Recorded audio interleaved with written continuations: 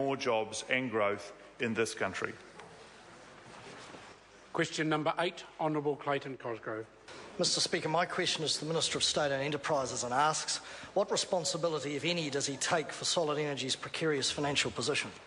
Honourable Tony Ryall. Mr Speaker, yes, as answered in the House on the 28th of February, I am the Minister responsible for exercising the powers of the shareholding minister under the State-Owned Enterprises Act. The Act also lays out that the responsibility for the operational and financial performance of all SOEs, including Solid Energy, lies primarily with the boards of those companies, although shareholders and the government are ultimately held accountable by the House and the public. I'm not responsible for the significant commercial risks faced by government-owned businesses, nor, in the case of Solid Energy, a 40% drop in world coal prices. Supplementary question, Honourable Clayton Cosgrove. To the Minister, why didn't he appoint a Crown Observer to the board of Solid Energy, given that the Treasury advised him to do so in a briefing on 31 October, which said, quote, "The presence of the Crown Observer has an important signalling effect, continually reminding the company that its focus should be on moving to a sustainable position and minimising risks to the Crown," unquote. Could you have... Honourable Tony Ryall. Mr Speaker, because at that time the government had appointed a new chair and we were also about to have new board members appointed to Solid Energy.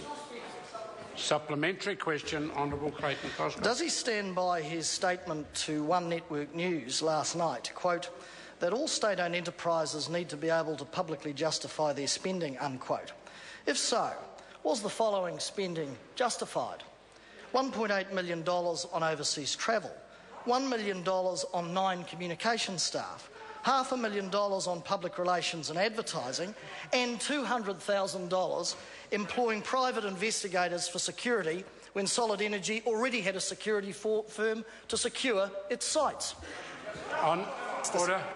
Honourable Tony Ryall. Mr Speaker, I do believe that SOE spending should be publicly justifiable, just as Solid Energy had to justify why it was spending taxpayers' money on paying security people to spy on groups when Labor was the government. Supplementary. Order. Supplementary question. Order. Supplementary question, Honourable Clayton Cosgrove. Has he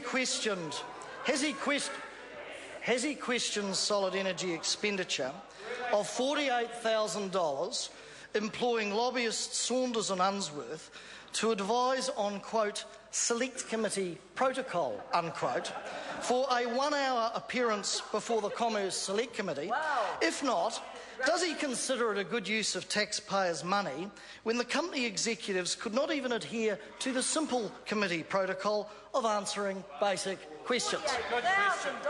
Honourable Tony Ryall. Mr Speaker, I'd have to say spending $48,000 if it was solely for the purpose of appearing before the Select Committee is an awful lot of money, but what I think it does demonstrate is that there is, for that member opposite, hope after politics.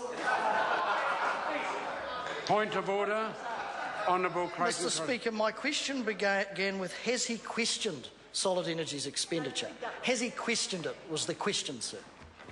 Okay, and if the member would like to ask that question again, I will listen carefully to the answer. Thank you, sir. There might be hope for the Minister as well. Order. Mr. The Speaker. member will simply ask his question Of course, sir. again. Thank you. To the Minister, has he questioned Solid Energy's expenditure of $48,000 employing lobbyists Saunders and Unsworth to advise on, quote, select committee protocol, unquote, for a 1-hour appearance before the Commerce Select Committee? If not, does he consider it a good use of taxpayers' money when the company executives could not even adhere to the simple committee protocol of answering basic questions? Order. Honourable Tony Ryall. Yes. Supplementary question, Honourable Clayton Cosgrove. Why did the minister take no action to rein in the extravagant expenditure of Solid Energy as the company's financial position was rapidly deteriorating, given that he requested and was receiving month-to-month monitoring reports on the company, and if he believes he was right in taking no action, could he please advise the House why he bothers taking his ministerial salary and what exactly is his role as the guardian of the taxpayer's purse in respect of SOEs? Number of questions there. The Minister can answer any. Mr Speaker, ministers took very significant action as a result of the declining position for Solid Energy, including putting the company on intensive monitoring. The chair has changed and the board has changed. What hasn't changed is the fact that this company had to deal with a collapse of 40% in the world coal price.